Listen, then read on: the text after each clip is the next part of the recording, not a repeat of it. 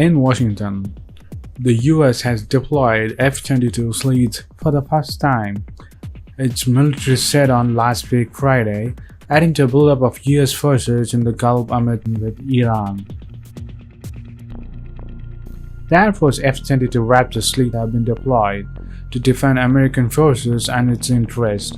The US Air Force Central Military Command said in a statement that it did not specify how many of the high-tech planes had been sent.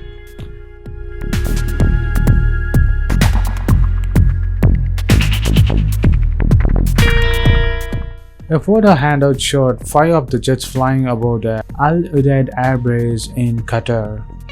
Tehran and Washington has been locked on its accelerating standoff since US President Donald Trump unilaterally withdrew from a multi-party 2015 nuclear deal with Iran and reimposed on the Republic. Tensions spiked last week when Iran shut down an US drone over Gulf waters following a series of oil tanker incidents at the sea that Washington blamed on Tehran, which has denied its involvement.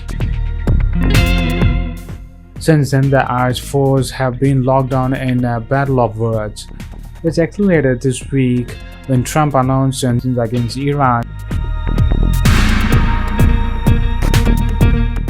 Iran has warned to abandon some of its commitments under the nuclear deal unless the remaining partners, Britain, China, France, Germany, and Russia, help it circumvent US sanctions, especially sell its oil. In May of 2019, the US Air Force deployed several capable B-52 Shadow fighters to the Gulf in response to what the Defense Department described as the possible plan by Iran to come against American forces in the region, as well as an aircraft carrier task force. So what do you think of US deploying F-22 sleep jets and aircraft carriers and naval fleets to Qatar base amid and against Iran?